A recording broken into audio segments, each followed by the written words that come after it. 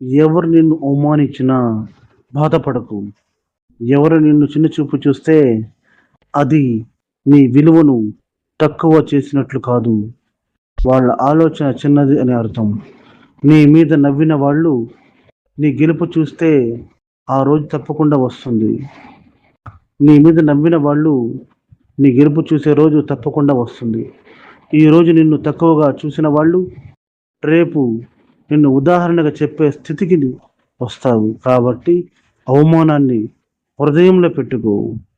దాన్ని నీ విజయానికి ఇంధనంగా మార్చు. నీ పని మీద ఫోకస్ పెట్టు. నీ లక్ష్యం మీద కట్టుబడి ఉండు. ఎందుకంటే సైలెంట్గా కష్టపడిన వాళ్ళే సక్సెస్ అవుతారు. ఇప్పుడు నిశ్శబ్దంగా వినిపిస్తుంది. ఎందుకంటే గుర్తుపెట్టుకో, నీ విలువను నిర్ణయించేది ఇతరులు కాదు, అది నువ్వే. నిన్ను అవమానించిన వాళ్లకు సమాధానం నీ మాటలతో కాదు, నీ యొక్క సక్సెస్తో, నీ యొక్క విజయంతో వాళ్ళకు సమాధానం మనం చెప్పాలి.